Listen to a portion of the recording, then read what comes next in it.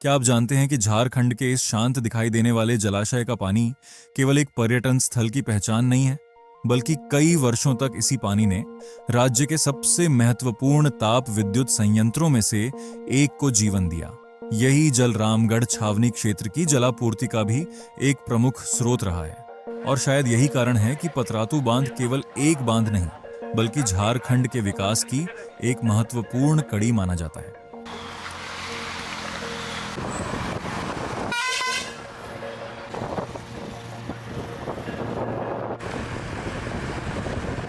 सभी को नमस्ते, मेरा नाम है विकी शर्मा और आप देख रहे हैं हमारा ये विशेष प्रस्तुतिकरण। और आज हम आए हैं झारखंड राज्य के रामगढ़ जिले में स्थित पतरातू बांध। जब हम यहाँ पहुंचे तब यहाँ का वेदर बिल्कुल सामान्य था। ऐसा लग रहा था कि आज का दिन एक शानदार शूट के लिए बिल्कुल परफेक्ट रहेगा। लेकिन कहते हैं ना, प्रकृति को कोई भी पहले से नहीं समझ सकता। देखते ही देखते पूरे आसमान पर काले बादल छा गए और कुछ ही मिनटों में तेज बारिश शुरू हो गई। हवा का वेग इतना ज्यादा था कि हमारे लिए अपना छाता तक खोल पाना मुश्किल हो गया।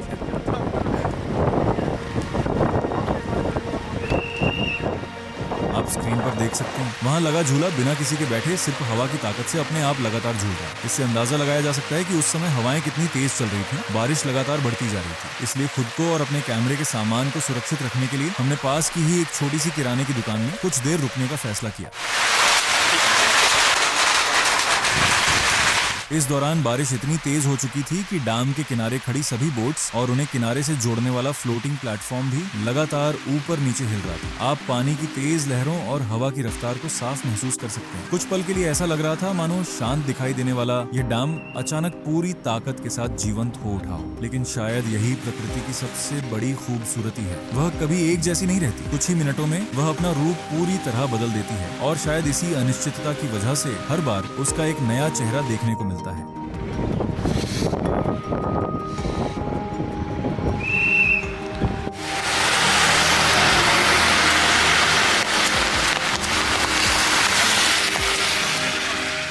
लगभग 1 घंटे तक लगातार तेज बारिश होने के बाद आखिरकार मौसम साफ होने लगा। अब बारिश पूरी तरह रुक चुकी थी और हम एक बार फिर अपनी यात्रा शुरू करते हैं। लेकिन डैम की तरफ बढ़ने से पहले चलते हैं उस जगह जहां से यहाँ बोटिंग कराई जाती है। यहाँ आप देख सकते हैं कि किनारे पर आज भी कई पुरानी लकड़ी की बोट रखी हुई है। एक समय था जब लोग इन्हीं बोटों से डैम की सैर किया करते थे, लेकिन अब ज्यादातर लोग इंजन से चलने वाली नई बोट में घूमना ज्यादा पसंद करते हैं। शायद यही वजह है कि आज इन लकड़ी की बोटों की सवारी पहले के मुकाबले काफी कम हो गई है।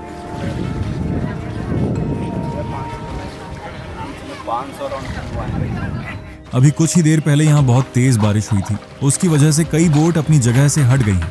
आप देख सकते हैं कि यहाँ काम करने वाले लोग उन्हें फिर से ठीक कर रहे हैं। कई बोटों में बारिश का पानी भी भर गया है, जिसे अब बाहर निकाला जाएगा ताकि उन्हें दोबारा चलाया जा सके। अगर आप चारों तरफ नजर डालें तो यहाँ घूमने आए काफी लोग दिखाई देंगे। कोई अपने परिवार के साथ आया है, कोई दोस्तों के साथ, और कई कपल भी इस खूबसूरत जगह का आनंद लेने पहुंचे हैं। लेकिन एक बात हम सभी को हमेशा याद रखनी चाहिए, अक्सर हम ऐसी खूबसूरत जगहों पर घूमने तो आ जाते हैं, लेकिन लौटते समय अपना कचरा यहीं छोड़ देते हैं। यही छोटी सी गलती धीरे धीरे किसी भी पर्यटन स्थल की सुंदरता को खराब कर देती है। इसलिए जब भी आप यहाँ आए, कोशिश कीजिए कि अपना कचरा अपने साथ वापस लेकर जाएं। इस समय मैं डैम के पानी में खड़ा हूँ। अभी कुछ ही देर पहले बारिश हुई है, इसलिए पानी काफी ठंडा महसूस हो रहा है। वहीं किनारे की तरफ पानी थोड़ा मटमैला दिखाई दे रहा है। ऐसा इसलिए होता है क्योंकि तेज लहरें बार बार किनारे से टकराकर मिट्टी को पानी में मिला देती हैं। कभी कभी आपको किनारे पर मरी हुई मछलियां भी दिखाई दे सकती हैं। इसके पीछे कई कारण हो सकते हैं। कई बार उनकी मौत प्राकृतिक कारणों से होती है और बाद में पक्षी या दूसरे जीव उनके शरीर का कुछ हिस्सा खा लेते हैं। ये भी प्रकृति के जीवन चक्र का एक हिस्सा है।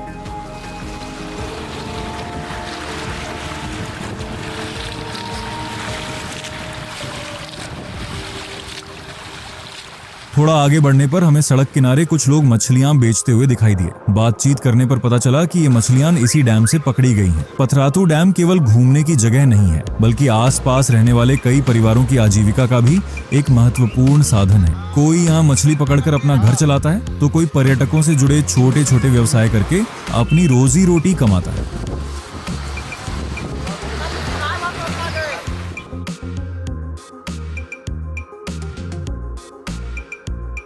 पतरातू डैम का महत्व केवल इसकी प्राकृतिक सुंदरता तक सीमित नहीं है। इस डैम का पानी वर्षों से पास स्थित पतरातू ताप विद्युत संयंत्र के संचालन में भी महत्वपूर्ण भूमिका निभाता रहा है। इसी जल स्रोत ने बिजली उत्पादन के साथ साथ इस पूरे क्षेत्र के औद्योगिक विकास में अपना योगदान दिया है। यही वजह है कि ये डैम प्रकृति, पर्यटन और विकास तीनों को एक साथ जोड़ने वाली एक महत्वपूर्ण कड़ी माना जाता है।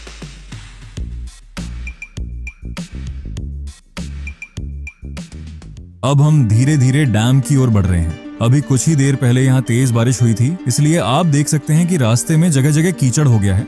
क्योंकि ये रास्ता पूरी तरह पक्का नहीं है, इसलिए बारिश के बाद यहाँ चलने में थोड़ी सावधानी रखनी पड़ती है। आखिरकार हम पहुंच चुके हैं पतरातू डैम के बिल्कुल पास।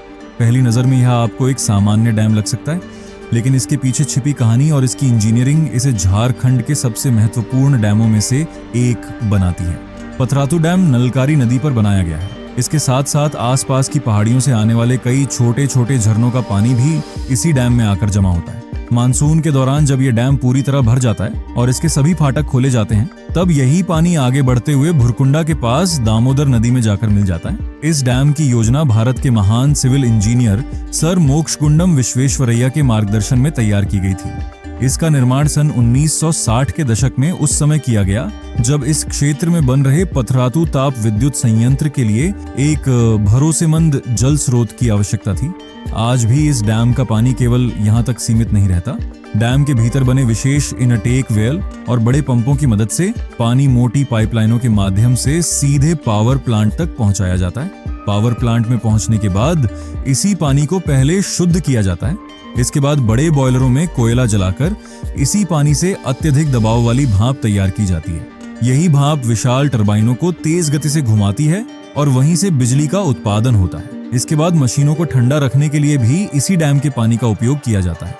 इसलिए यदि यह डैम न हो तो इतने बड़े ताप विद्युत संयंत्र का संचालन करना भी आसान नहीं होगा। यही वजह है कि पतरातू डैम केवल घूमने की जगह नहीं है। ये प्रकृति, इंजीनियरिंग, बिजली उत्पादन और झारखंड के विकास, इन चारों को एक साथ जोड़ने वाली एक महत्वपूर्ण कड़ी है।